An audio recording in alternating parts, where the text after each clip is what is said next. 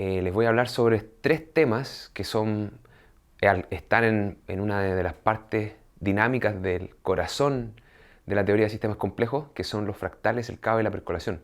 En realidad se ubican generalmente en el corazón de los sistemas complejos, pero se relacionan a muchísimas otras áreas de la matemática y de la física y de la ciencia en general. Entonces voy a dar paso a la explicación de estos tres conceptos a un nivel básico, con algunos ejemplos y con una formalización teórica que no es de profundidad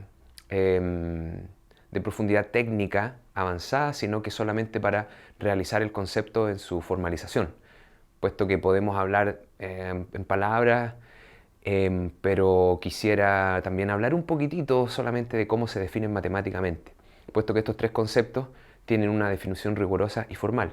Entonces, el formato es el mismo en los tres casos. Vamos a dar una introducción o definición y ejemplos. Y luego de los ejemplos hablamos un poco de aspectos más técnicos. Bueno, pasamos a los fractales primero. Bueno, la teoría de la geometría, en geometría, se ha pensado siempre desde la época de los griegos en formas geométricamente simples, le llamamos. ¿Qué quiere decir simples? Quiere decir que su descripción se da con pocos elementos.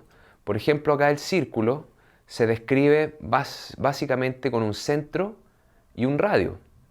El óvalo se define con un centro y dos ejes de rotación, dos ejes de construcción que dan básicamente el radio interior y el radio exterior. El triángulo se define con una base y una altura. El cuadrado con el lado, el rectángulo con los dos lados, y acá el corazón ya podemos pensar en una forma un poquitito más compleja, pero no deja de ser más que un triángulo donde la base, uno de los lados es una doble esfera, un doble óvalo. Entonces uno empieza a combinar esas formas, pero ya la combinación empieza a crear formas más complejas. Pero en la naturaleza existen formas mucho más complejas que una descripción en términos de formas geométricas simples es bastante difícil. Pongo algunos ejemplos, como el cerebro humano, que es una cosa bastante intrincada, bastante compleja. Esto que es una especie de brócoli, un tipo de brócoli especial que lo puse por una razón, justamente porque tiene una naturaleza fractal bastante clara. El otro podría ser esta concha, este molusco que tiene una espiral con formas que van creciendo, se van haciendo más grandes, y no todo lo que referimos acá es a escala humana, o sea, también está la forma espiral de las galaxias con esta forma que es bastante complicada si lo piensan como puntualmente. O sea, esto parece perfectamente un óvalo, esto parece otro óvalo, pero si se fijan tiene como unas curvas que van cambiando de forma a medida que se alejan del centro. Entonces, bueno, estas son geometrías que son mucho más complejas que las geometrías simples que utilizamos, y vamos a hablar de los fractales, que son un tipo de formas geométricas complejas, cuya característica base es la autosimilaridad. La autosimilaridad quiere decir que si uno observa esta figura a una cierta escala, va a haber una figura. Si la observa a una escala más pequeña, hacer un zoom, como se conoce, vamos a volver a ver la misma figura. Entonces, esa es la propiedad estructural de los fractales. Y bueno, todos estos objetos que muestro acá tienen algo de esa propiedad, pero el que la representa mejor, el más típico, es el brócoli. Puesto que el brócoli, uno toma un pedazo de brócoli y se ve igual que el brócoli. Toma una ramita y se ve igual que la ramita. Ramas que le salen ramas que le salen ramas. Básicamente esa es la idea del fractal, y como es un objeto matemático geométrico, se habla de que es infinitamente autosimilar. El ejemplo básico, que ustedes lo van a ver donde busquen fractales, van a encontrar esto, es la curva de Koch. Entonces, Koch es obviamente el matemático que creó esta curva. Partimos con una línea recta de largo 1. El n acá indica la iteración de construcción. Vamos a pasar al tema de construcciones iterativas de inmediato, pero quiero explicarles primero esta figura. Luego, ¿cómo se construye la curva de Koch? Tomo el segmento recto, quito un tercio de él y agrego dos segmentos rectos de largo un tercio del segmento, o sea, del largo del segmento que corté, y los tiro hacia arriba como si fue formando una forma triangular. Entonces, En la iteración 0 tengo un largo 1. En la iteración 1, como quité un elemento de largo 2 tercios, tengo un tercio acá y tengo otro tercio acá. Pero como agregué dos elementos nuevos del largo que quité, tengo 2 tercios nuevamente. Por lo tanto, el largo es 4 tercios. Si paso al nuevo elemento, ¿cuáles son mis segmentos rectos? En la iteración anterior tengo el primer segmento recto horizontal, dos segmentos rectos diagonales y un segmento recto horizontal. Tengo 4 segmentos. Entonces luego sobre estos 4 segmentos aplico el mismo proceso. Vuelvo a sacar cachitos del largo que vendría siendo un noveno, en este caso porque es un tercio de un tercio por un tercio es un noveno, por lo tanto son elementos de largo un noveno. ¿Cuántos elementos de largo un noveno?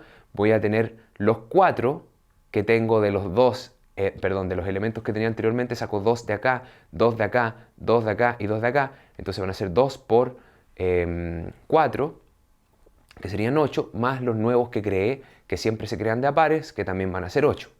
Ustedes pueden pensar en esta recursión, ¿qué va a pasar en la iteración siguiente? Voy a cortar cada elemento, voy a hacer los cachitos, etc.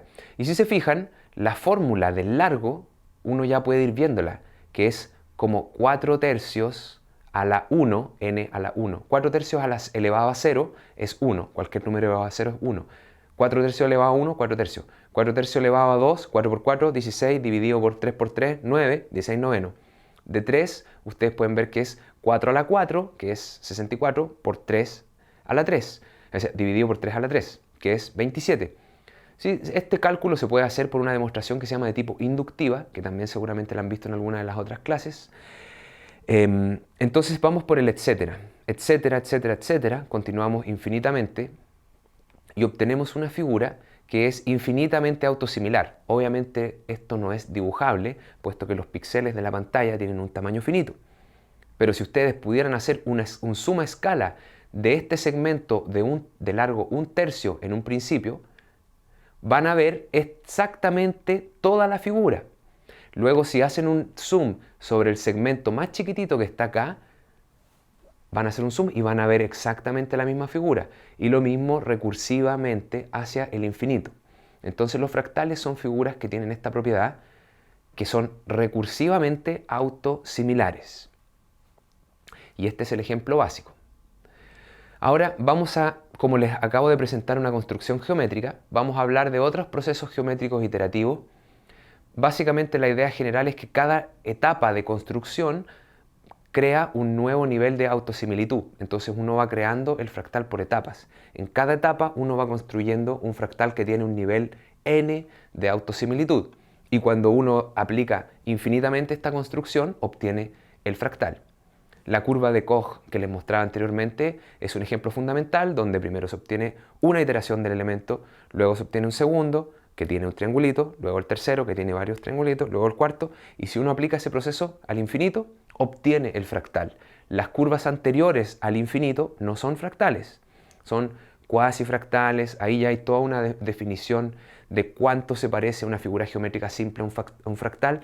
Nosotros no nos vamos a detener mayormente en eso, pero sí quiero que quede claro que solamente el elemento al infinito, el elemento de construcción infinito es el fractal. Las formas anteriores son aproximaciones. Entonces uno va aproximando la cantidad de niveles de autosimilitud en cada iteración de construcción.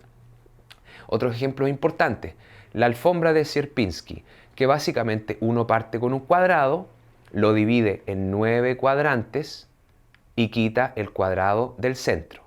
Luego cada cuadrado que quedó lo divido en 9 y quito el del centro. Luego cada cuadrado que quedó lo divido en 9 y quito el del centro. Y así ad infinitum. Obviamente este dibujo es otra vez una aproximación a la alfombra de Sierpinski, Sierpinski otro matemático, es una aproximación que tiene como límite el tamaño del píxel de la pantalla o de la imagen. Otro que es muy popular, muy famoso, es el conjunto de Cantor, que básicamente es como la curva de Koch, pero en vez de construir algo, uno simplemente va eliminando. Entonces, inicio con una curva de largo 1, luego quito el tercio de la curva anterior, luego quito los tercios de las curvas anteriores, de las líneas anteriores, y quito los tercios, y quito los tercios, y quito los tercios, ad infinitum. Me quedo finalmente con un polvillo, un conjunto infinito de puntos. Pero es muy interesante es el conjunto de Cantor, puesto que la cantidad infinita de puntos que hay es muy grande. Y eso tiene que ver con temas matemáticos, de contabilidad, de cómo contar el infinito. Es un conjunto bastante interesante que les aconsejo estudiar por su propio lado, o revisar, leer alguna cosita. Y el otro es la esponja de Menger, que es básicamente la misma idea de la alfombra de Sierpinski, pero en 3 dimensiones.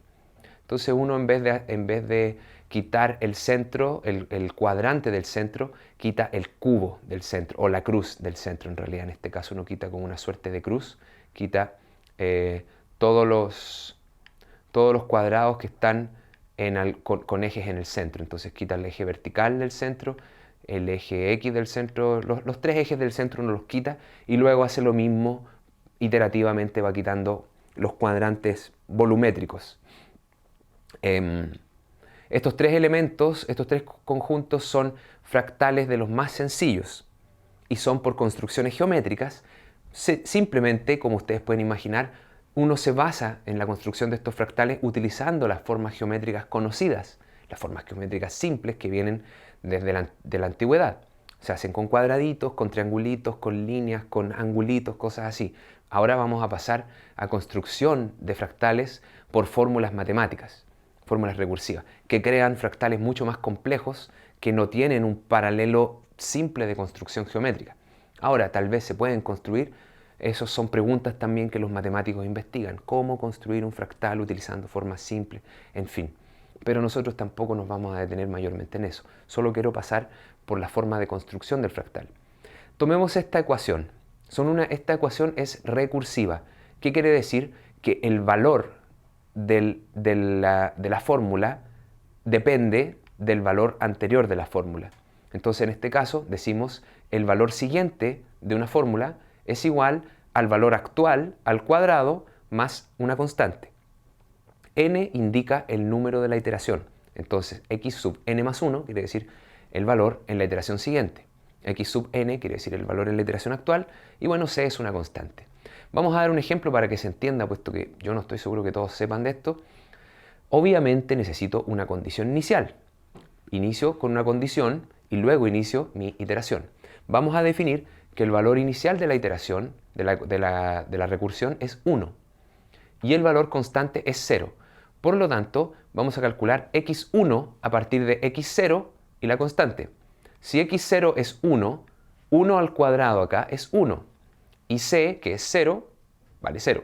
Entonces x1 va a ser 1 más 0, que es 1. Fíjense que eso es igual a x0, por lo tanto x2 también va a ser 1 y xn va a ser 1, para todo valor de n. Esta recursión es bastante ridícula, aburrida, pero se las explico para que quede clara la idea. Vamos a pasar a un pequeño grado siguiente de complejidad. X sub 0, el primer valor, es 1, que se le llama la semilla, también en inglés, semilla, se usa mucho ese término. Y c, la constante, va a ser 0,1. Si hacemos las cuentas, 1 al cuadrado es 1, más 0,1 me da 1,1. Luego si hago 1,1 al cuadrado más 0,1 me da 1,31. Y puedo seguir con esta recursión. Hice solamente un cálculo sencillo para llegar a x9, el noveno término, es un elemento extremadamente grande. Puesto que esta curva crece cuadráticamente, se va haciendo cada vez más grande. Entonces, el valor luego de 9 iteraciones es un valor tremendamente grande. Puesto que la naturaleza de las funciones cuadráticas es así como ustedes deben saberlo. O sea, si yo multiplico 4 por 4, me da 64 y después la iteración siguiente sería 64 por 64, que ya viene siendo varios miles, y después miles por miles, muchos miles. O sea, el orden de magnitud va creciendo de una forma lineal. Eso quiere decir que es bastante rápido. Esta notación se llama notación científica, no sé si ustedes la conocen, que es 1.1, siempre un número entre 0 y 10, en general entre 1 y 10, siempre un número entre 1 y 10, entre 1 y 9.9 periódico, y luego el orden de magnitud. Este número es de orden de magnitud 17, que es la cantidad de ceros que hay que agregarle a este número para que sea el número que corresponde. Vamos ahora, como les decía, entonces x crece xn, el número en la recursión en este caso crece indefinidamente hacia el infinito, crece siempre hacia arriba y cada vez más rápido. Luego, tomemos otro valor. Claro, ¿por qué? Porque es obvio, porque un número mayor que 1 multiplicado por sí mismo siempre da un número mayor al que está multiplicando. 2 por 2 es 4, que es mayor que 2. 4 por 4 es 16, que es mucho mayor que 4, y así sucesivamente. Entonces, cuando uno multiplica números más pequeños que 1, uno tiene la posibilidad de que los números se queden ahí, en esta recursión.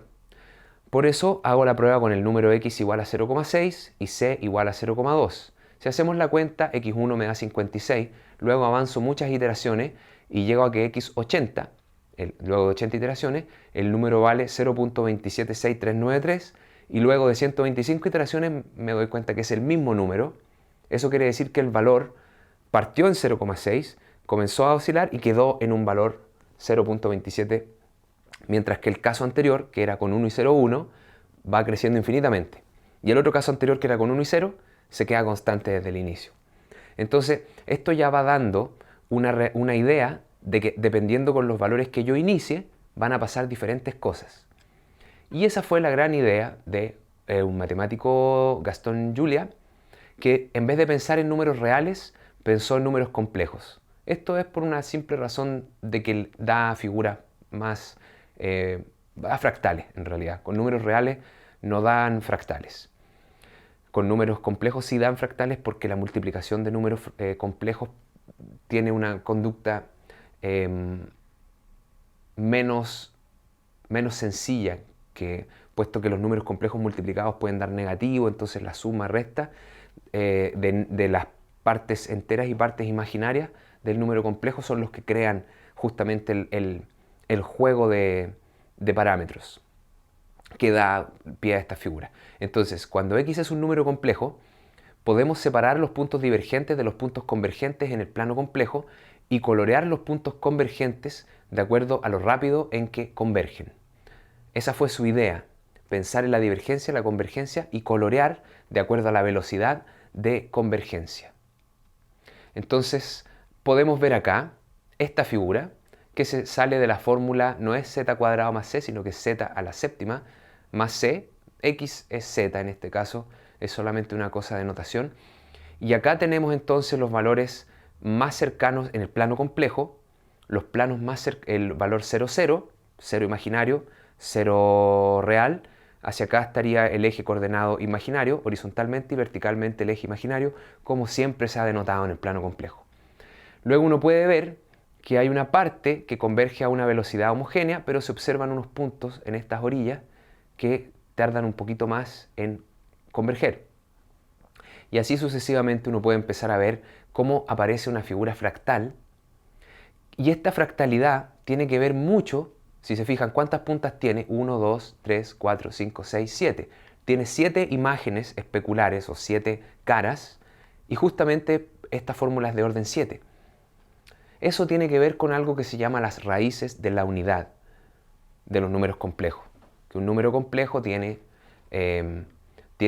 tantas raíces como la potencia que uno quiere. O sea, raíz cuadrada tiene 2, raíz cúbica tiene 3, y eso tiene que ver con la forma del plano complejo. Yo no voy a elaborar en los detalles de esto, pero sí quiero que quede claro que la forma del fractal tiene una relación muy directa con la forma de la ecuación. Entonces, por eso es que uno puede construir fractales a partir de las formas de las ecuaciones, utilizando este proceso de todo lo que no converge, lo pinto de negro, y todo lo que sí converge, lo pinto de un color que esté relacionado con la velocidad a la que converge. Entonces vamos a decir que colores más azules convergen más rápido y colores más rojos convergen más lento. Entonces, este es un ejemplo. Pero ahora si generalizamos, que este fue el trabajo que popularizó a Julia, fue pensar en una función cualquiera y una constante que podría ser eventualmente compleja. Por eso es que se usa el z. Uno usa x cuando generalmente por notación uno utiliza la x para referir a números reales y la z para referir a números complejos. Entonces, acá dejo una serie de ejemplos. Z cuadrado más 279, z cubo más 0,4 y así. Z cuadrado más exponencial de z más 0.21. O sea, eso ya es una función mucho más compleja. o esta que es aún más compleja, por ejemplo, z cuadrado más z por el logaritmo de z más un número complejo, que es 0,268, parte real, más 0,60 y en su parte imaginaria, y eso ya da una cosa, pero espectacular.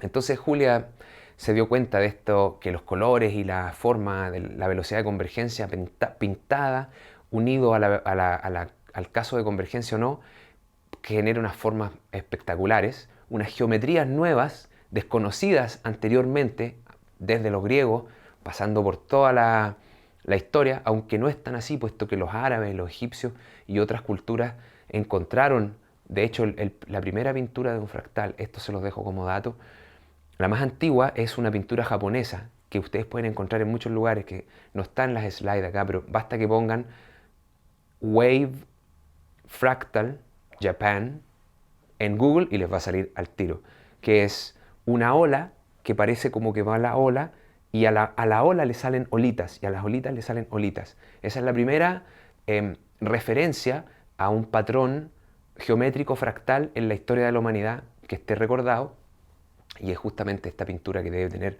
no sé, miles de años. Bueno, Juliá encontró estas nuevas formas y se hizo famoso en esta época. Estaba todo el boom de los fractales, estaban los matemáticos investigando todas estas cosas. Fue una época muy bonita para la geometría. Pero vamos a un tema un poquito más formal. O sea, está toda esta idea de que los fractales generan formas nuevas y que podemos comprender nuevas figuras y construirlas, ya sea geométricamente, con fórmulas. Pero queremos empezar a encontrar relaciones geométricas conocidas, como la relación de perímetro y área, que para un cuadrado y un triángulo se conocen bastante bien. Pero debido a la complejidad de la forma de los fractales, no es natural pensar en estas relaciones. Ya vimos, fíjense, tenemos un cuadrado acá y sabemos que el área se calcula con la fórmula L al cuadrado, o sea, el lado multiplicado por sí mismo me va a dar el área del cuadrado. Largo por ancho me da el área de un rectángulo. Largo por ancho por alto me da el volumen. Para un triángulo, base por altura dividido en 2. Y así. Pero ¿qué pasa? Si yo construyo, por ejemplo, lo que se llama el copo de nieve de Koch, que es tomar la curva de Koch y replicarla, construida sobre un triángulo, me da una especie de copo de nieve, que son básicamente tres curvas de Koch unidas en cierto ángulo en un plano. Pero ya sabemos que el perímetro es infinito, porque calculamos el largo de una, ¿recuerdan? Calculamos el largo de una de las curvas y era infinito. Entonces el largo de la total va a ser infinito por 3, que sigue siendo infinito. Por lo tanto, ¿cómo yo calculo el área? Yo puedo ver acá que el área del copo de nieve de Koch está circunscrito en el área de este cuadrado. Es mayor al área del triángulo, pero es menor al área del cuadrado, puesto que está inscrito dentro del cuadrado. No circunscrito es cuando en un círculo, inscrito es dentro de una figura. Inscrito dentro de esta figura, por lo tanto, no puede ser mayor a L cuadrado, a pesar de que el perímetro de cada una de sus tres formas es infinito. ¿Cómo puede ser que una figura tenga perímetro infinito y área finita? Esos son los grandes problemas que empezaron a surgir cuando se comenzaron a investigar los fractales matemáticamente. Ya son figuras bonitas, todo lo que quieran, pero vamos a darle un poco de rigor geométrico. Entonces, a lo que llegaron los matemáticos y los investigadores de estos temas es que el problema es en la noción de dimensión. Nosotros tenemos claro que un cuadrado vive en un espacio de dimensión 2, corresponde a un espacio de dimensión 2, que una recta está en un espacio de dimensión 1, que una esfera está en un espacio de dimensión 3. Pero estas curvas complicadas ya no están en un espacio de dimensión 1 ni en un espacio de dimensión 2. Están en un espacio intermedio. ¿Y cómo se construye esto? Aquí lo vamos a explicar. Básicamente, la dimensión, fíjense, la dimensión de una recta es dimensión 1. La dimensión de un cuadrado es 2 y la dimensión de un cubo es 3. Ahora, si yo corto a la mitad esta recta, tengo dos segmentos que la cubren. Si yo tomo a la mitad, si tomo esta misma mitad la utilizo para dividir el cuadrado, me van a quedar 4 cuadrados. Y si lo utilizo para dividir el cubo, me van a quedar 8 caras. Porque voy a dividir en 4, 4. Bueno, ahí se puede ir contando la cantidad de cubos que necesito.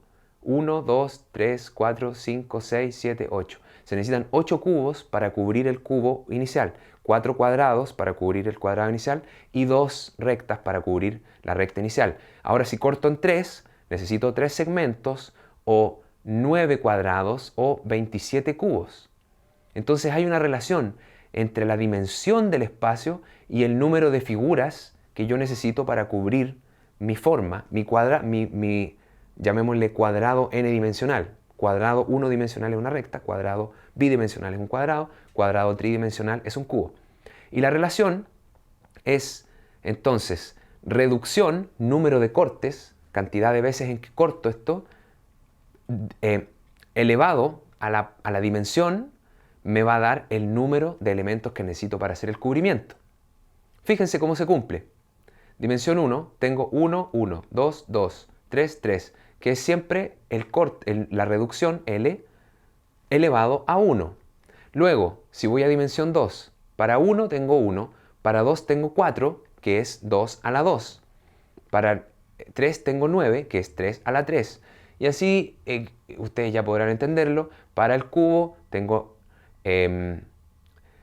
1 a la 3 es 1, 2 a la 3 es 8 y 3 a la 3 es 27. Entonces uno encuentra que hay una relación entre la dimensión y la forma en la que uno está cortando el segmento, en la forma. Entonces la idea del cálculo de la dimensión fractal es cubrir el fractal con formas conocidas, dependiendo de su forma, pueden ser cuadrados, círculos, y contar el número de formas que se necesitan para cubrir el fractal dependiendo del tamaño de la forma. A medida que yo achico la forma, necesito más. ¿Cuántos más en relación a la reducción de la forma? Ese concepto define la dimensión, justamente por esta fórmula que está acá. Entonces vamos con este que es el caso donde se introdujo esta noción, que era, el paper se llama ¿Cuánto mide la costa de Gran Bretaña? Esto es Gran Bretaña, cubierta primero por círculos de radio, no sé, mirando acá, 100 kilómetros, luego 50 kilómetros, luego 10 kilómetros y luego uno puede ir cubriendo con radios cada vez menores, círculos cada vez menores, e ir contando cuántos círculos necesito dependiendo del radio.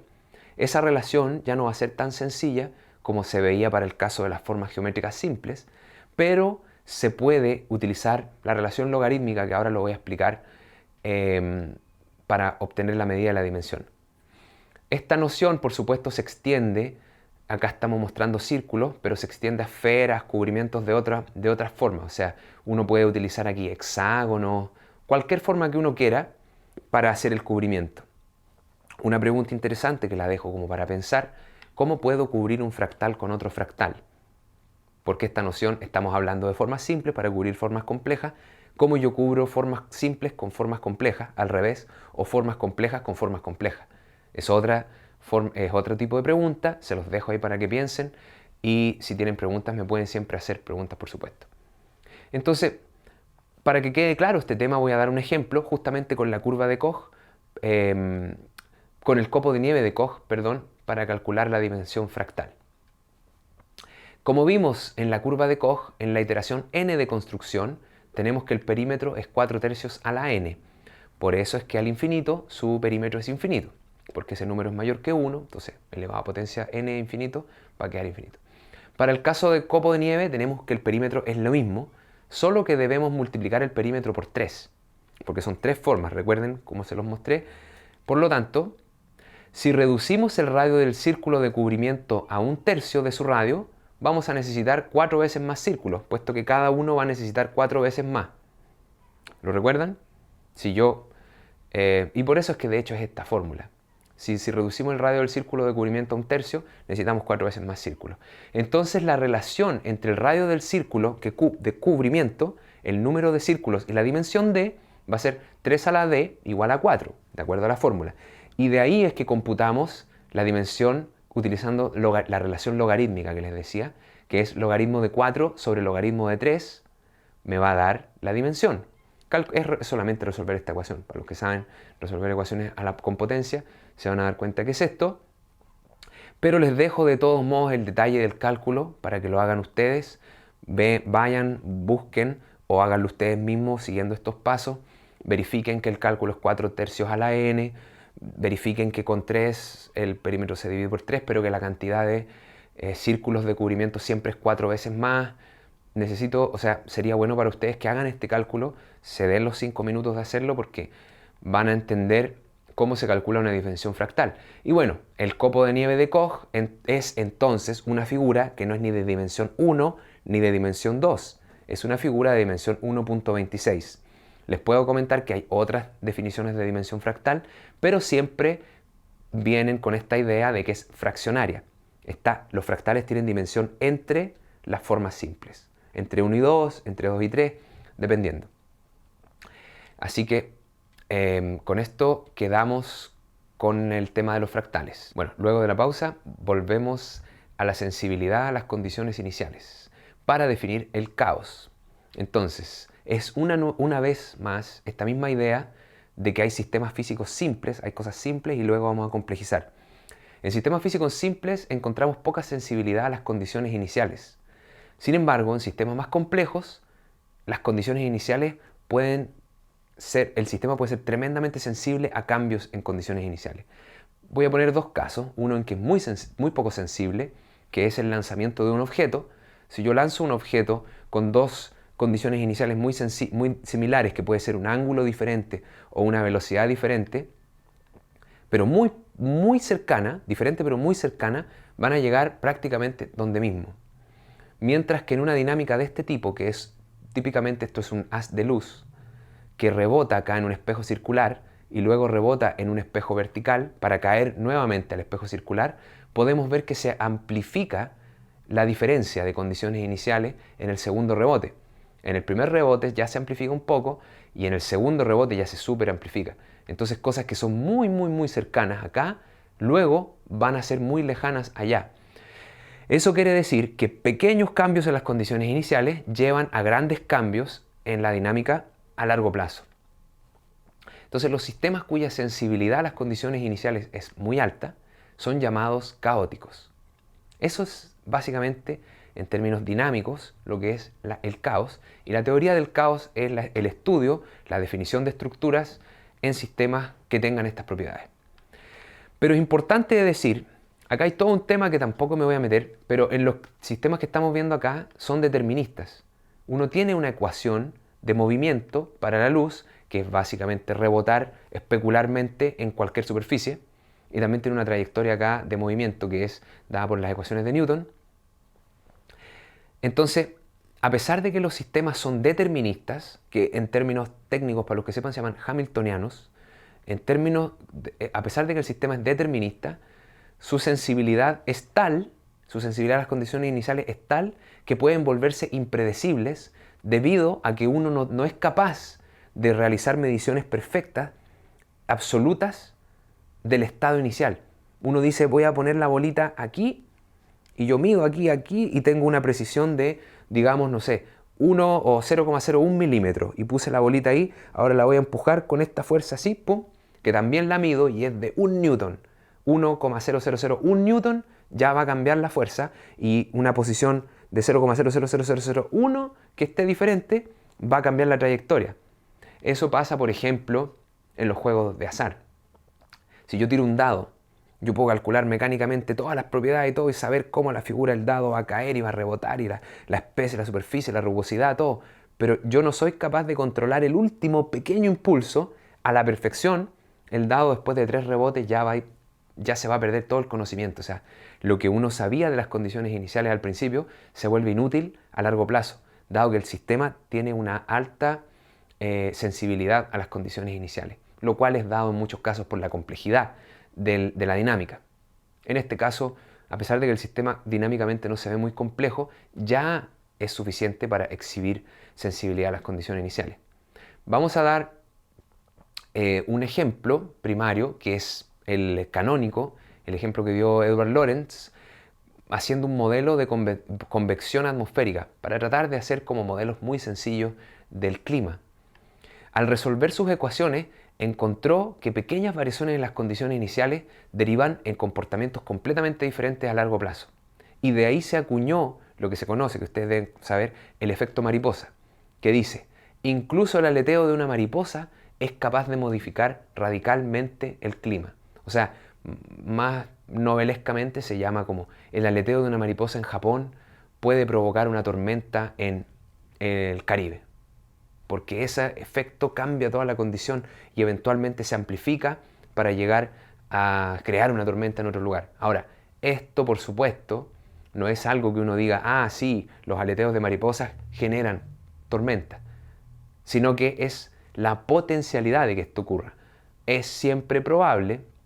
Ahora, la probabilidad, por supuesto, es bajísima porque tiene que ver con todo un tema de dinámica atmosférica, pero sí se puede saber que no importa cuánto uno sepa del sistema, no es suficiente, porque la complejidad es tal que siempre es posible que el aleteo de una mariposa cambie todo. Ahora, no es que eso pase, pero siempre es posible. Entonces ahí viene un tema de indeterminismo a pesar de que el sistema es newtonianamente determinista. Bueno, para explicarles un poco cómo es esto del modelo de convección, acá están las tres ecuaciones que determinan al fluido en movimiento. X, Y y Z son las coordenadas y sigma, rho y beta son parámetros, parámetros atmosféricos. Acá se ve la solución de las ecuaciones en azul, rojo y verde. Uno puede ver las tres coordenadas con valores iniciales, por supuesto, determinados acá en el valor inicial, en tiempo cero. Ahí están los valores iniciales y luego se ve cómo estos valores van oscilando. Ahora, si uno mira estos tres valores, los grafica en un espacio tridimensional y construye una curva a través del tiempo, va a ir viendo que estos valores cambian y pasan por valores muy cercanos a sí mismos. Eso quiere decir que se forman trayectorias tipo circulares dentro de este diagrama, que acá tengo el tiempo, en realidad dibuja la figura, o sea, esto va dibujando la figura en el tiempo, y las tres coordenadas son los tres valores que se observan acá. Entonces, Lorenz, lo gracioso, lo interesante de este modelo es que él encontró que habían como dos regímenes dinámicos. Uno en que se movía a través de esta parte, donde las coordenadas cambiaban de esta manera, y otra que eventualmente saltaba, ¡pum!, y se quedaba dando vueltas en esta otra manera dinámica de ser. Entonces, a pesar de que el sistema era caótico, que dependía mucho de las condiciones iniciales, se sabía algo extra, que era que se iban a aparecer estos dos regímenes dinámicos y el sistema iba a estar fluyendo de una manera y luego de otra, más o menos parecida. Pero se identificaban maneras de evolucionar. Y luego esto llevó al estudio de la climatología más avanzado y el estado actual de lo que conecta al caos y la meteorología es que uno tiene una condición inicial atmosférica, digamos temperatura, presión, humedad, lo que sea, todas las variables, y luego uno tiene que predecir la incerteza. Tiene muchas posibles evoluciones que tienen que ver con los posibles desconocimientos que uno tenga de la condición exactamente inicial, a sabiendas de que es compleja y que puede llevar a diferentes cosas. Entonces, si mi desconocimiento va por un lado, yo puedo evolucionar hacia allá. Si va por otro lado, voy a evolucionar hacia allá. Si va por otro lado, y así sucesivamente.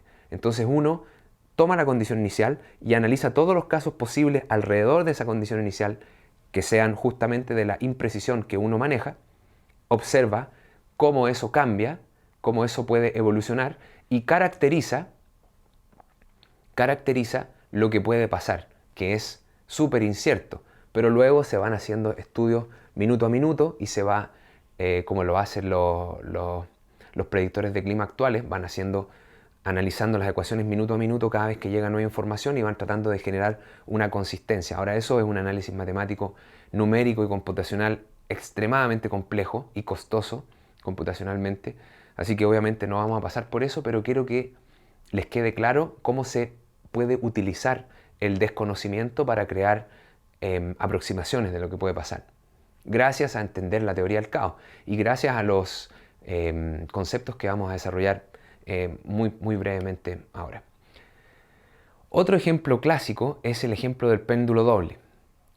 El interés de estudiar el péndulo doble es que el péndulo simple, que se llama, que es el péndulo solo, tiene un movimiento muy simple, valga la redundancia, que quiere decir que es el movimiento que ustedes conocen. Dejo el péndulo de una condición inicial, que es una altura, se va moviendo y se va deteniendo si es que hay disipación. Si es que no hay disipación, se va a quedar en movimiento perpetuo, siempre con la misma amplitud, va a llegar a la misma altura y va a volver y va a repetir exactamente el mismo movimiento. Ahora, si yo al primer péndulo le acoplo un segundo péndulo, tal como se explica aquí, tengo una descripción física que, aunque parezca difícil, es bastante sencilla, pero, bueno, queda importante decir que las barras que conectan a los péndulos son rígidas, no se curvan, no es como una cuerda que se puede doblar, porque ahí se complica mucho más el análisis, pero en este caso estamos considerando barras rígidas de conexión.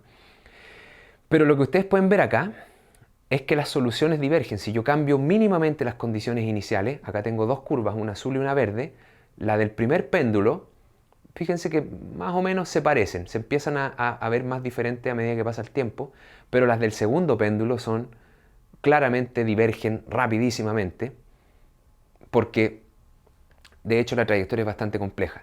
Los invito a que busquen movimientos de péndulo doble en YouTube o que busquen en alguna otra fuente. Acá les dejo la trayectoria del péndulo medida en laboratorio utilizando unos seguidores LED. Entonces el LED va como dibujando la figura. Y miren qué linda el patrón de movimiento. Los dos colores que se observan son las curvas que siguen los dos péndulos. Entonces se puede ver que hay un paso por posiciones extrañísimas y todo, por supuesto, está conectado porque es un movimiento continuo. Entonces va a hacer unas figuras rarísimas el segundo péndulo. Así que muy interesante el péndulo doble y su análisis, por supuesto, tampoco vamos a entrar en detalle, solamente que quería mostrarles que hay sensibilidad a las condiciones iniciales. Ahora vamos al tema más técnico, vamos a formalizar un poco lo que estábamos hablando como sensibilidad. Y es justamente algo que se llama el exponente de Lyapunov. Lyapunov, otra vez un matemático, de hace mucho tiempo, él fue el primero que pensó, vamos a tratar de cuantificar el grado de sensibilidad a las condiciones iniciales de un sistema. Entonces dijo, vamos a definir un índice. Para esto les voy a entregar el razonamiento. Consideremos dos condiciones iniciales del sistema, x0 en tiempo 0 y x epsilon en 0, que va a ser igual al otro, nada más que sumándole un pequeño cambio. Entonces son dos condiciones iniciales muy cercanas, una de base y una que está al ladito, muy cerca. Digamos, tirar una bolita que cae desde una altura o desde una altura extremadamente mayor o extremadamente menor, o darle una fuerza extremadamente mayor o extremadamente menor a la bolita que vamos a empujar. Son condiciones pequeñísimas, ¿ok? Entonces vamos a definir x de t como la evolución de x0 en el tiempo, en un tiempo t, y x epsilon de t, la evolución de la perturbación. A esto se le llama perturbación. Importante que conozcan ese término. Entonces la condición inicial y la perturbación a la condición inicial. Tenemos la evolución de ambas. Por lo tanto, podemos tomar la diferencia de las condiciones iniciales y también podemos medir la diferencia de las evoluciones con diferentes condiciones iniciales. Estos símbolos quiere decir el valor absoluto de la resta. El valor absoluto es un número siempre positivo y la resta puede ser positiva o negativa, por lo tanto, si me da negativa, yo tomo simplemente el valor positivo, que es el valor absoluto. Ahora, la idea de Lyapunov fue medir la diferencia de la evolución del sistema como la diferencia de las condiciones iniciales del sistema multiplicado por un exponencial elevado a un índice multiplicado por el tiempo. Esa es la idea. Entonces, lo básico que uno puede entender es que lambda, acá este parámetro que multiplica la exponencial, mide la sensibilidad. Puesto que si lambda es menor que 0, las trayectorias van a converger. Entonces, la diferencia, ¿qué quiere decir eso? Que la diferencia de las condiciones iniciales en el largo plazo no realiza ningún cambio en las condiciones finales. Mientras que si lambda es mayor que 0, las trayectorias van a diverger. Eso quiere decir que se amplifica la diferencia hallada en las condiciones iniciales. Por lo tanto, según lo que Lyapunov estimó, lambda mayor que 0 implica una dinámica caótica. Ahora, el exponente de Lyapunov realmente se define como una fórmula matemática un poco más complicada, pero es la misma idea. O sea, lo que yo les acabo de explicar de que en realidad parametrizamos la diferencia de evoluciones del sistema como la diferencia de condiciones iniciales multiplicado por un término exponencial, cuyo parámetro es el exponente de Lyapunov, es la misma idea. Nada más que esto se hace con límites, con teoría matemática más formal, que se llama cálculo diferencial.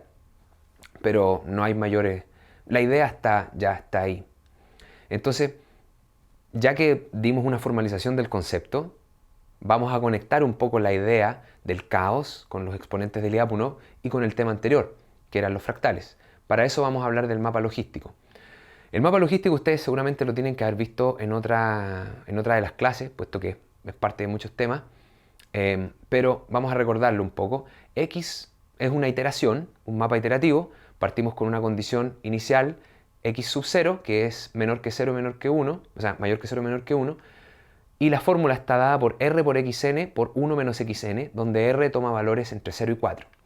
Entonces, si partimos de una condición inicial, que es 0,5 en este caso, evaluamos en la curva, para r igual a 1, es la curva que vemos acá, luego proyectamos sobre la identidad para obtener el nuevo valor, evaluamos sobre la curva, evaluamos, y obtenemos que el valor converge a 0. Esto ustedes lo pueden calcular por su cuenta, hagan la prueba, la condición inicial es siempre 0,5 y evalúen para diferentes valores de R. Van a ver que este gráfico explicita cómo hacer este cálculo. Es interesante porque uno gráficamente puede calcular la evolución del sistema. Ahora, si parto de 0,5 pero el radio es 2,7, vamos a ver que esta curva, que es R por X por 1 menos X, que es básicamente lo que está graficado acá, es mayor que la identidad en un punto, cruza la identidad por arriba, así que el valor es más alto, dado que X es más alto. Luego la evolución tiende a converger en un punto diferente.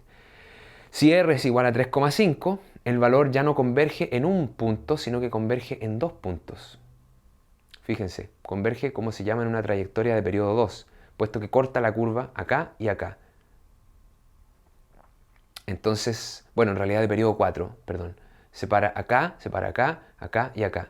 Entonces, tiene un ciclo de periodo 4. Acá converge a un punto único, acá converge a 0.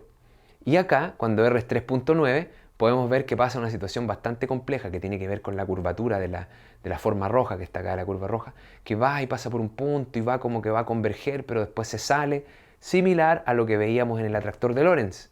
¿Se recuerdan del clima? Que estaba como aquí, como que se da vuelta, pero de repente, ¡pum!, se pegaba el salto y se iba para otro lado, y después, ¡pum!, y se volvía. Aquí es como lo mismo, medio que va a converger a este punto y medio que se va a quedar en un ciclo, pero no se queda en el ciclo ni converge al punto, sino que se va saltando de uno a otro. Ese es el régimen caótico. Entonces, diferentes valores de R dan diferentes posibles trayectorias. Acá analizamos solamente la trayectoria equivalente que corresponde al punto inicial 0,5. Ahora, estas posibles trayectorias dependen de la condición inicial, por supuesto. Si parto de otro punto, posiblemente llegue a otro valor a largo plazo. Entonces, hay un concepto importante que se llama el atractor. El atractor son a donde se van a ir todas las condiciones iniciales que lleguen a un lugar. Entonces hay un conjunto de condiciones iniciales que llegan a lo mismo. Hay otras condiciones iniciales que llegan a algo diferente. A veces todas las condiciones iniciales llegan al mismo punto, como es en este caso. Todas las condiciones iniciales van a llegar a 0. Si ustedes hacen la prueba, van a ver que siempre la trayectoria se va a terminar yendo a 0.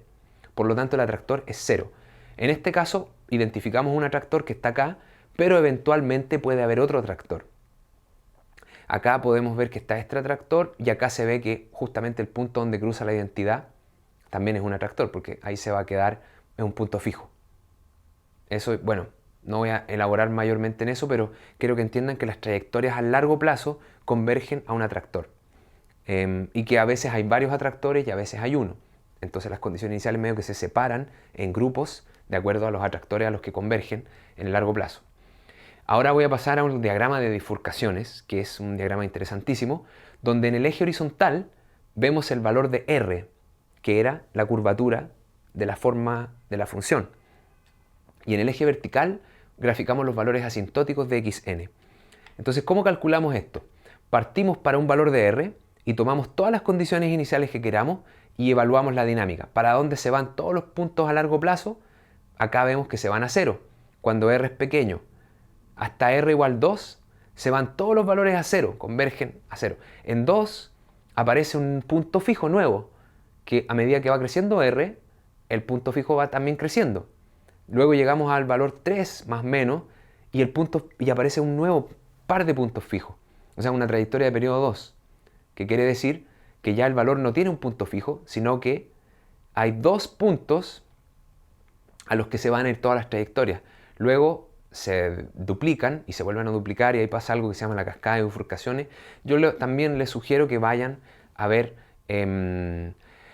lo que se llama el diagrama de bifurcaciones del mapa logístico, pero quería mostrarles que pueden ver las trayectorias asintóticas del sistema. Luego de un valor crítico comienza el caos, o sea, el sistema ya, dependiendo de las condiciones iniciales, va a hacer cosas completamente diferentes. Y mirando el diagrama de bifurcaciones podemos ver que los puntos a los que convergen las trayectorias tienen una estructura fractal con respecto al parámetro R.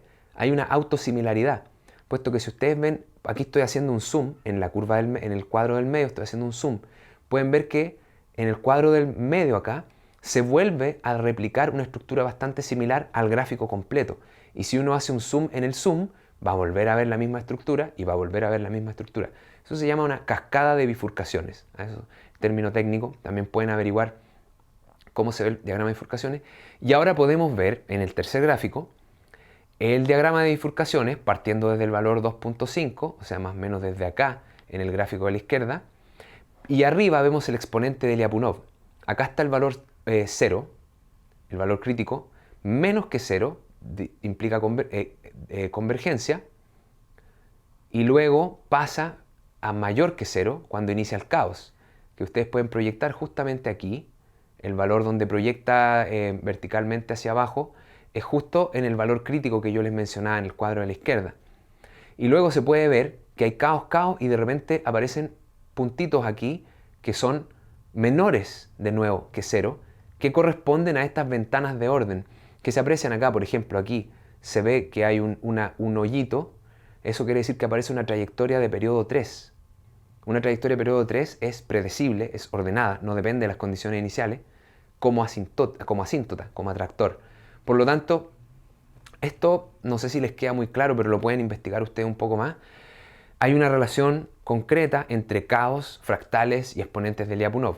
O sea, el exponente de Lyapunov positivo implica caos y la estructura dinámica de un sistema caótico puede ser fractal. No siempre lo es, pero puede ser fractal. Entonces, estos temas están relacionados. Voy a mostrar otros ejemplos de cómo la medición del exponente de Lyapunov puede generar fractales. Este es un trabajo que quiero mencionar puesto que está hecho por científicos chilenos, Mario Marcus y Jaime Ressler, profesores de la Universidad de Chile de Física. En los años fines de los 70 crearon este tipo de figuras a partir de ecuaciones diferenciales y los colores indican los exponentes de Lyapunov. Y el gráfico indica diferentes parámetros de una ecuación diferencial. Entonces yo tomo una ecuación diferencial y calculo los exponentes de Lyapunov para diferentes parámetros. Aparecen estas figuras maravillosas que luego ganaron premios incluso en muestras de arte, así que hay un tema también entre el caos y los fractales que conecta con un área nada que ver con la ciencia, que es nada que ver con lo que estamos hablando ahora, que es el arte visual. Así que es muy interesante también, se puede investigar, al final dejo un poco de bibliografía. Ahora vamos a pasar a percolación. Vamos a hablar de lo que la percolación estudia, cómo las cosas se conectan físicamente, o sea, dinámicamente, pero también se puede aplicar para estudiar la conexión en general de sistemas más abstractos, no necesariamente físicos. Ahora, este concepto se deriva de un concepto que es hidrológico o de fluido, básicamente. Hay un elemento, una parte del ciclo hidrológico que se llama percolación, que tiene que ver con cómo se filtra el agua de un lago a las napas subterráneas, al agua subterránea. Se filtra puesto que la Tierra, a pesar de que aísla una gran cantidad del agua, hay una partecita del agua que se va filtrando por entre la Tierra, va humedeciendo y al final llega a las capas básicas de agua de abajo. Esto también se observa mucho en los rellenos sanitarios, cómo se construyen, cómo se fabrican los rellenos sanitarios. Por supuesto, la basura cuando se acumula por presión atmosférica, todos los líquidos de la basura se tienden a comprimir en el suelo, en el fondo de los rellenos sanitarios, y si no están bien aislados, esa basura va a percolar, se va a mover, de hecho se le llama percolado, porque es agua que se va percolando hacia el fondo del relleno sanitario, y si uno no protege adecuadamente un relleno sanitario, toda esa contaminación puede llegar a las napas subterráneas y llegar al agua básica, a los pozos, que son lo que después se utiliza para riego. Entonces es un típico problema de contaminación cercano a los rellenos sanitarios, evitar que los percolados lleguen, porque así no se puede regar con agua con ese tipo de basura. Metano, básicamente, bacterias, bueno, un montón de cosas que se pueden también averiguar ustedes por su cuenta. Pero entonces, para que la dinámica de transmisión ocurra o no ocurra, se requiere evitar la percolación. En este caso es bueno que haya percolación porque así se pueden mantener los pozos de agua subterráneo a través de cómo el agua de los lagos percola hacia las napas subterráneas. Y este caso es un caso en el que uno quisiera evitar la percolación para que no se contaminen estas mismas napas.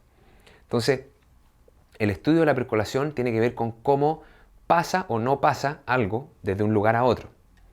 Ahora, voy a dar algunos ejemplos que no son tan sencillos, que son en lo que se aplica la teoría de percolación. Por ejemplo, la transmisión de epidemias. Acá voy a presentar un gráfico sobre la transmisión del síndrome respiratorio agudo grave, que es un virus que se transmite mediante las partículas de saliva que están presentes en el aire cuando una persona infectada tose. Esto fue una epidemia que partió en China y acá se puede ver cómo se expandió la enfermedad desde el foco hacia los diferentes lugares. Si ustedes se fijan, estas flechitas no son más que rutas aéreas, porque esa es la única manera en la que se puede expandir una infección tan rápidamente a todo el mundo. A través de las personas infectadas, este tomó un avión por ahí a Tel Aviv, por decir, este tomó un avión a Moscú, este tomó un avión a Japón, estos tomaron un avión a Nueva York, a Toronto, así, Sudáfrica, estos aviones a las capitales, Londres, Berlín. O sea, se puede ver acá cómo llegó a Europa en particular, a España por rebote, vuelos de conexión, aquí a Francia, París, Ginebra, bueno, y ahí todos los países de Europa, y un poco un pequeño zoom, cómo se expandió a las Filipinas, Taiwán, Corea, etc. Entonces, podemos decir que si las rutas aéreas conectan a todo el mundo, esta enfermedad va a percolar, porque va a llegar a través de las rutas aéreas a las ciudades, luego a través de las rutas de los buses, se va a expandir por las ciudades. Afortunadamente hubo una campaña, yo no conozco bien el detalle de cómo esto se frenó, pero se frenó muy a tiempo, no se logró expandir mundialmente porque era algo muy grave.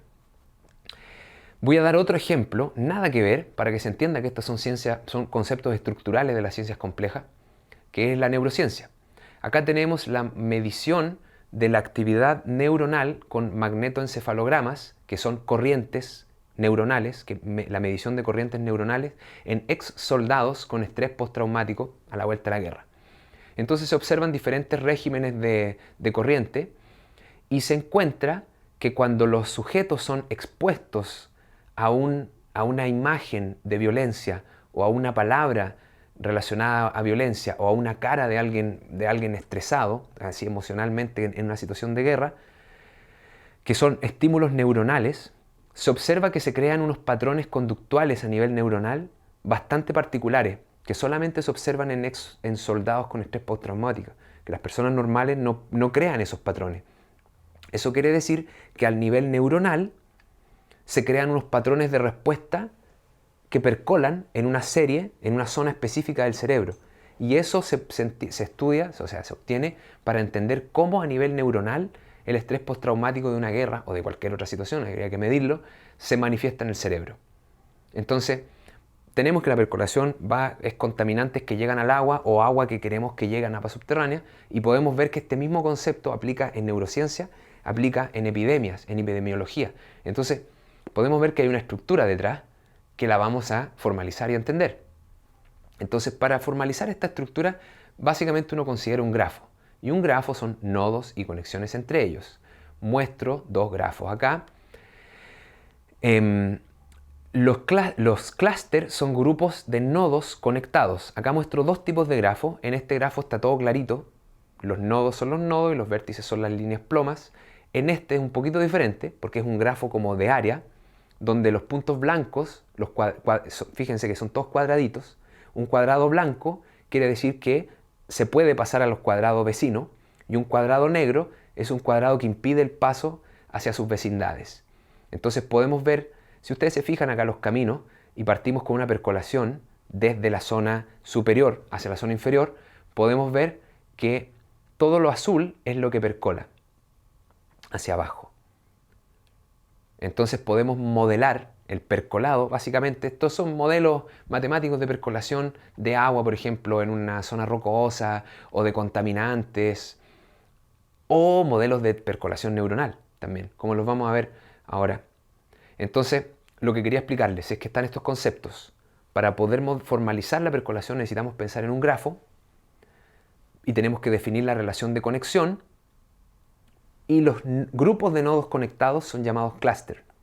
Entonces, con estos conceptos, la percolación es una teoría en realidad, se llama teoría de percolación, que se dedica a estudiar los caminos entre clústeres, caminos entre estructuras conectadas entre sí. Eso es la percolación a nivel técnico. Ahora, hay un concepto fundamental que es el parámetro crítico de percolación, puesto que generalmente cuando uno modela estos sistemas utiliza modelos probabilísticos para construir el grafo. Entonces decimos, probabilidad de que los nodos vecinos estén conectados, que quiere decir la probabilidad de que una transmisión, de que un paso de percolación se permita. El número de vecinos a lo que algo normalmente se conecta. Eso define una topología del grafo. Si yo me puedo conectar solo a uno, la única manera de que aparezcan caminos es a través de un camino directo. Mientras que si me conecto a dos puede haber cierto paralelismo, caminos cortados que se cruzan con caminos conectados, se encuentran. Otros parámetros pueden ser la dimensión del grafo, etc. Una serie de parámetros que se pueden definir, direccionalidad, etc.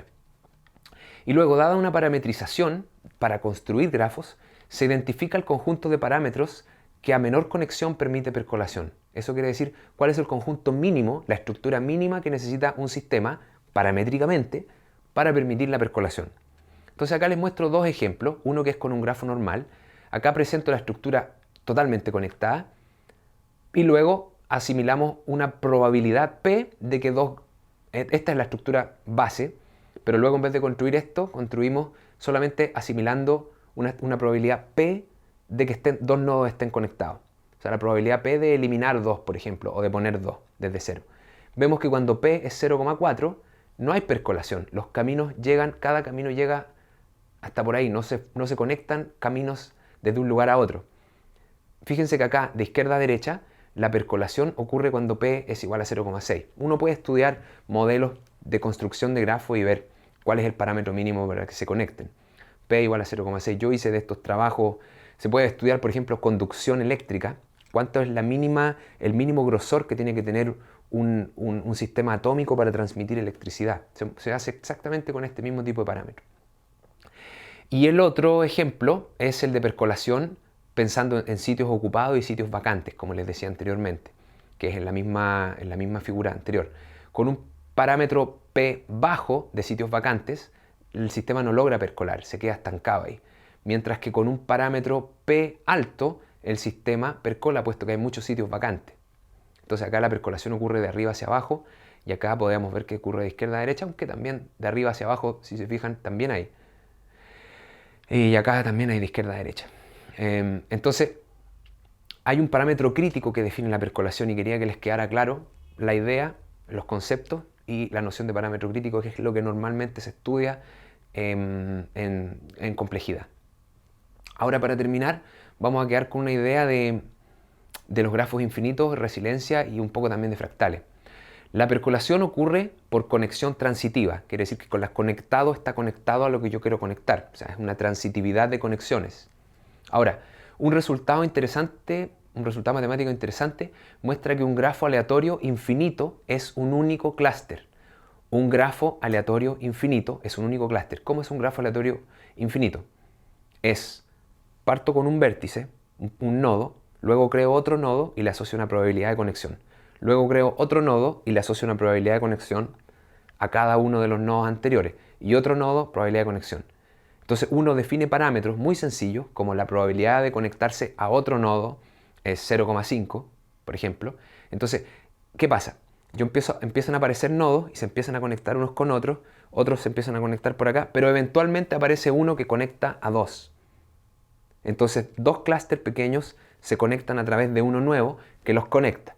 Entonces, en el infinito, y ese es el resultado que analizó Erdos, en el infinito el grafo siempre va a quedar como un único clúster. Ese es un resultado muy interesante, puesto que permite pensar que estos grafos infinitos como la web, o grafos muy grandes como la mente humana, que se puede pensar como una red de conexiones neuronales, está todo conectado. Todo conecta con todo en el infinito, a través de caminos, no directamente, pero a través de caminos. Este es Paul Erdos, que de paso es uno de los matemáticos más productivos de la historia, creo que es el más productivo a nivel de paper, nadie ha publicado más paper que Erdos en la historia, y preguntas que se hicieron en esa época: ¿cuántos nodos debo eliminar para obtener conectividad, eliminar la conectividad o eliminar la percolación? Entonces, eso tiene que ver con la resiliencia de un grafo. ¿Cuántas cosas yo puedo cortar y aún saber que el sistema se va a mantener? Por ejemplo, en una red eléctrica, ¿cuántos postes yo tengo que romper, cuántos postes tengo que reventar para que ya no haya luz en todo Santiago? ¿O cuántas calles tengo que cortar para que de la zona norte de Santiago no se pueda llegar a la zona sur? Por ejemplo, preguntas de ese tipo son, o cuántas personas yo tengo que vacunar para que no haya una transmisión de una enfermedad, por ejemplo. Son preguntas que conectan el concepto de percolación con los grafos infinitos, con la resiliencia, y eventualmente, si es que un grafo tiene una estructura fractal, ¿va a ser más resiliente o va a ser menos resiliente? ¿Por qué podría tener una estructura fractal? Porque todo lo que conecta, los caminos de conexión, siempre tienen una estructura. Entonces yo podría pensar que en un grafo infinitamente grande hay unos caminos, macro caminos de conexión, que son, si los miro más en detalle, son más pequeños pero tienen la misma estructura, y más pequeños tienen la misma estructura. Entonces, por ejemplo, les dejo también para que averigüen, los relámpagos tienen una forma fractal como la que les estoy describiendo, y muchos otros fractales. Así que los invito a explorar un poco la web, me pueden hacer preguntas si quieren, y recuerden de hacer los pequeños ejercicios que les dejé en la clase para que conozcan y entiendan mejor la conceptualización que estamos trabajando. Acá les dejo un poco de bibliografía, este libro Fractus Fracta Fractal, que es el libro en español de fractales a nivel de divulgación excelente, y el libro de Mario Marcus de Una fórmula, una imagen, que tiene una introducción formal a la teoría del caos, a los fractales, a todos los conceptos. De hecho, la parte técnica de este libro la hice yo, la traduje del inglés, porque esta es una traducción de un libro en alemán y en inglés. Y para el estudio del caos y la percolación ya más técnico, les dejo este libro que es La dinámica no lineal y sus aplicaciones, que es un libro tipo clásico, como cualquier clásico del estudio de la dinámica no lineal, que presenta todos los conceptos, un libro larguísimo, muy técnico matemáticamente para aquellos que quieran estudiar más en detalle. Por supuesto hay un montón de literatura en inglés, pero les dejo esto que está en español. Muchas gracias y espero sus preguntas y comentarios. Que estén bien.